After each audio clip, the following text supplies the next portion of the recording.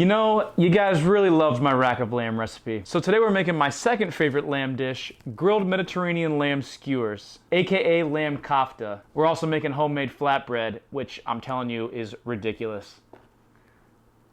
So let's get into it.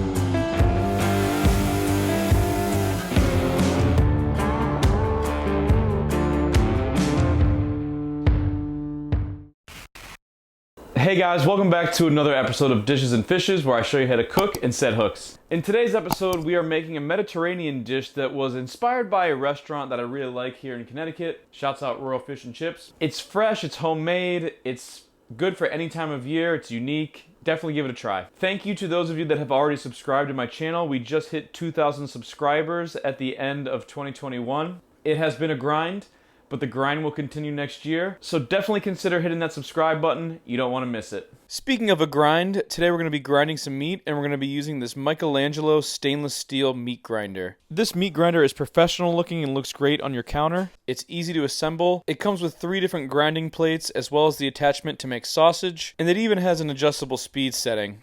For these lamb skewers, I'm going to be using the medium grind plate. This size is the normal size for burgers, sausage, and tons of other applications. So if you're into making any of these things at home yourself, this is definitely a very easy to use product for grinding your own meat. Click the link in the description to check out the Michelangelo stainless steel meat grinder and use my code DISHFISH20 to get 20% off of yours. So I like using lamb for this recipe. We're going to be using leg of lamb. You could also use chicken thigh or beef, but lamb I think is just best. So we're just going to start by cubing up our lamb into chunks that are small enough to fit into the meat grinder, and we've got 1.5 pounds of lamb for this recipe. Once they're cut up, I'm going to put them in the freezer for 30 minutes. It's just way easier to grind cold meat. So after half an hour, run them through your meat grinder on this medium plate. If you don't have a meat grinder, you can use a food processor. You could also use a tender cut of meat like sirloin and not even grind it at all. I just like this way the best. Last thing I'll grind is an ice cube just to push out any of the remaining meat and stuff in there. For our Mediterranean seasoning mix, we're going to use 2 tablespoons of cinnamon, 2 teaspoons of oregano, 1 teaspoon of cayenne pepper, 2 teaspoons of smoked paprika, 2 tablespoons of cumin, 2 tablespoons of coriander seeds that I toasted in a saute pan and then grinded with my mortar and pestle, 3 to 4 tablespoons of salt, and 10 to 15 cranks of black pepper. We'll go ahead and grate in 4 cloves of fresh garlic and half of a white onion. You can also add fresh chopped cilantro to this if you want to. After our seasonings are all in, we're going to mix that with our hands to get the seasonings nice and incorporated and on every ounce of the meat. And then we're going to add 1/2 cup of Panko breadcrumbs. This is going to give it a nice fluffy, almost meatball-like texture, and it will help the meat stick on our skewers, which is our next step. I like to use 2 skewers when I set this meat up to be cooked. It's really simple. I'm just going to ball the meat up into a cylindrical shape and then kind of just squeeze it on the skewers. This should give you 5 to 8 skewers. Now let's make our flatbread dough. We're going to start with 3 cups or 400 grams of bread flour, 1.5 tablespoons or 18 grams of sugar, 1.5 teaspoons or 4.5 grams of salt, and 4 teaspoons or 12 grams of yeast. We'll go ahead and mix those dry ingredients together just to get them more evenly distributed. Then we'll add 1 1/4 cups of warm water, 290 grams, and 2 tablespoons of melted butter, 33 grams. Once our wet ingredients are added, we will use a spatula to give that a rough mix and form a shaggy dough. Once those ingredients are all incorporated, we'll transfer that dough onto a lightly floured work surface. This dough is a little bit sticky. It will require a little bit of additional flour, so add some flour to the surface and use a bench scraper or your hands and knead that dough for 6 to 8 minutes. You may add more flour as needed. The dough should be a little bit tacky but not stick to your hands. So when I'm done kneading it, I will just put it into a greased bowl and make sure that it is covered on both sides and set it on my counter so it can proof for about 1 to 1.5 hours. We want that dough to double in size.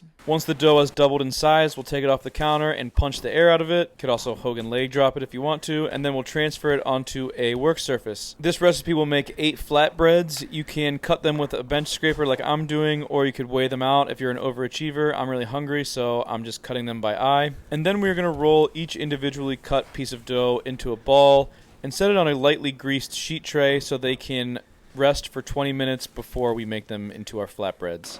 Now for the fun part, let's preheat the oven to 450 degrees, and we're going to set a sheet tray in the oven upside down to act as our hearth. Onto a lightly floured work surface, we'll put one of our portions of dough and roll it pretty thin and as large as you want the flatbread to be. You could also roll this into a square if you want.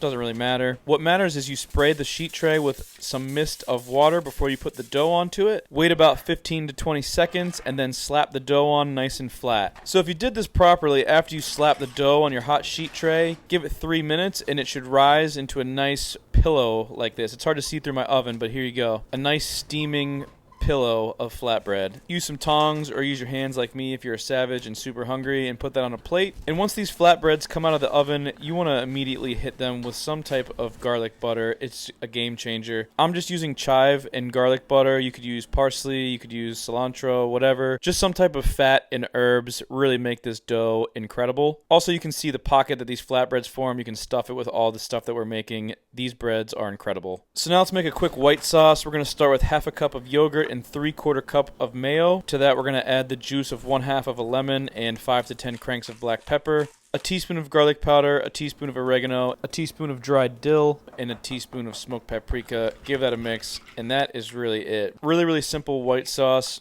It's great with these Mediterranean flavors. To use it, like always, we're going to slap that into a squeeze bottle because sauces are better in squeeze bottles. We all know that. Last thing we're going to make is a quick side salad. Super easy. We're going to just throw in some greens, some red onions, some cherry tomatoes. I'm going to just dress these in olive oil, fresh ground black pepper, some more oregano, and the juice of the other half of the lemon. You can make that into a vinaigrette if you have time, but I don't. And it's still delicious. All right, we're ready to cook the star of the show, the lamb skewers. So we're going to clean our grill with a grill scraper, not an onion, because we don't waste food. And we're going to grill off our lamb skewers until they hit an internal temperature of 135 to 140, about 3 minutes per side. You can grill these over charcoal, you can grill them on your charbroiler, but grilled is definitely the way to go with these. And we're ready to plate up, so let's put down our flatbread and our greens. We will then put down 2 lamb skewers because we're super hungry today. And then make it rain white sauce, and you can't go too hard with this white sauce. It's delicious. You could really eat it on anything, and it'll be awesome. And this meal, I think, has some very unique flavors. It's delicious. Anyone will like this. I guarantee it. Give it a try at home, and if you do,